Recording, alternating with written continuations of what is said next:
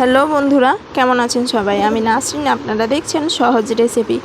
আর আজ অনেক দিন পর আপনাদের সাথে শেয়ার করব একটা মজাদার রেসিপি।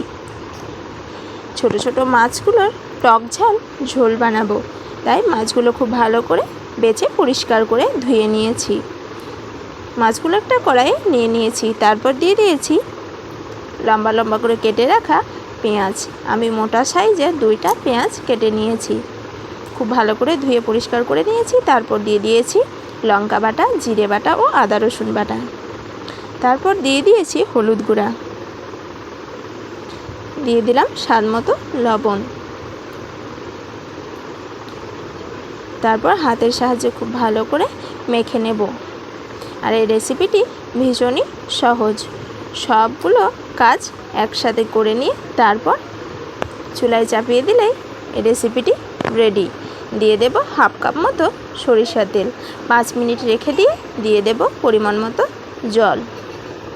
তারপর কড়াইটা চুলায় চাপিয়ে দিয়েছি। টকের জন্য আমি এখানে দিয়ে দিয়েছি দেশি টমেটো 5টা।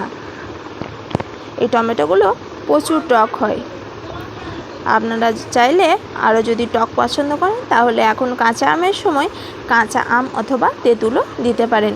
কাঁচা আম দিয়ে রান্না করলেও কিন্তু ভীষণ সুন্দর লাগে এই রেসিপিটি। দেখুন, জলটা মরে গিয়ে একদম এভাবে তেল উঠে গেলে বুঝে নেবেন আমার রান্নাটি হয়ে গিয়েছে। রেসিপিটি খেতে কিন্তু ভীষণ সুন্দর, আর এই যা গরম পড়েছে খেতে কিন্তু কিছুই ভালো লাগছে না। হালকা টক কিছু রান্না করা থাকলে ভাতটা এমনিতেই পেরিয়ে যায়। তাই ভাবলাম রেসিপিটি যখন বানিয়েছি তখন আপনাদের সাথে শেয়ারই করে নিই। আর ভালো লাগলে অবশ্যই একটা লাইক দিবেন, আর আমার চ্যানেলে নতুন বন্ধু হয়ে থাকলে চ্যানেলটিকে সাবস্ক্রাইব করে দিবেন, পাশে থাকবেন। কেমন লেগেছে অবশ্যই কমেন্টে জানাবেন। আমি আমার ভিডিও এখানেই শেষ করলাম।